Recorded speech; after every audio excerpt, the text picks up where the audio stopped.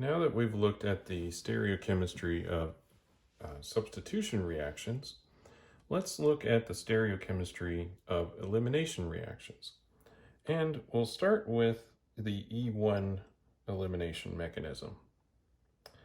Now, with E1, the first thing that we have, we'll use this example of this chiral molecule, is we'll have the bromide leave.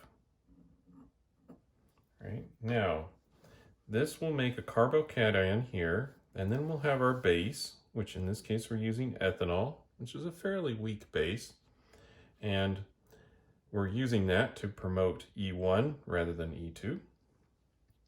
We'll then come in and deprotonate this hydrogen and form the double bond. Now the question is, do we get the E isomer or do we get the Z isomer? Well, the answer to that is we get both, because this bond right here, you can rotate around it. So let's draw both products and then we'll see how we can make both of them. So we'll get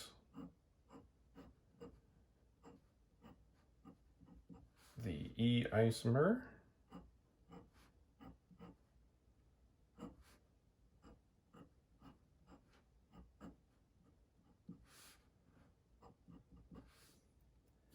and we'll get the Z isomer.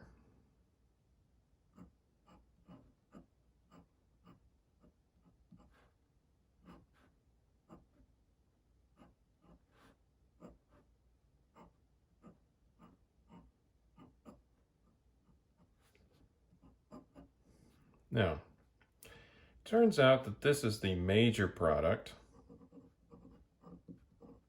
and this one is a minor product. And the major reason for that is that there's some steric hindrance between these two groups right here. So the phenyl rings are quite large and they can run into each other a little bit when they're in this configuration. And so this is a little less likely than the E isomer is. But let's examine why we have two products. Right, so when we make this intermediate, we'll go ahead and draw that right down here.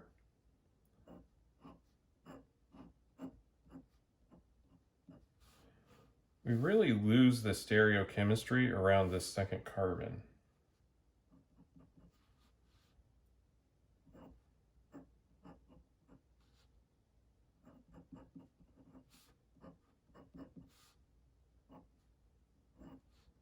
Because now there's a positive charge there.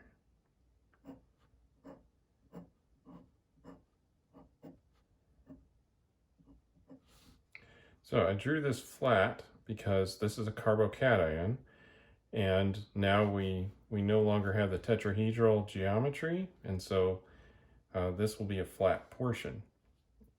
And now this can rotate around this bond, right? So if it does not rotate from the configuration that I've drawn it right now, then we'll maintain this structure.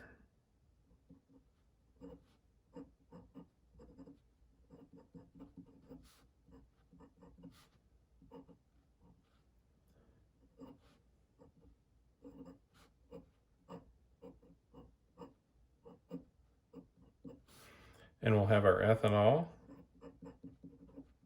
come in and deprotonate. So we got some lone pairs there.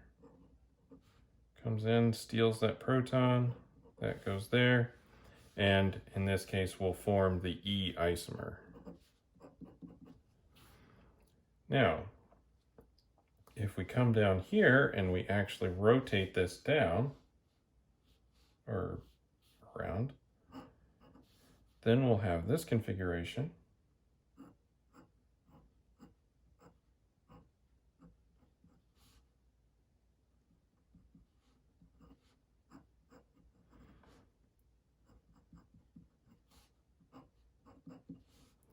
Now we rotate that bond plus charge, we'll just draw it up there.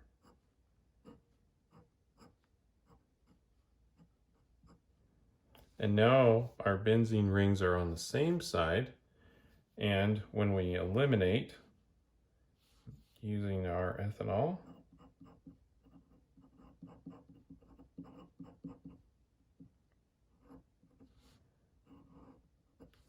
we'll form the Z isomer. Now, again, this is a sterically hindered configuration, and so that's why this is the minor product, but we'll still get it.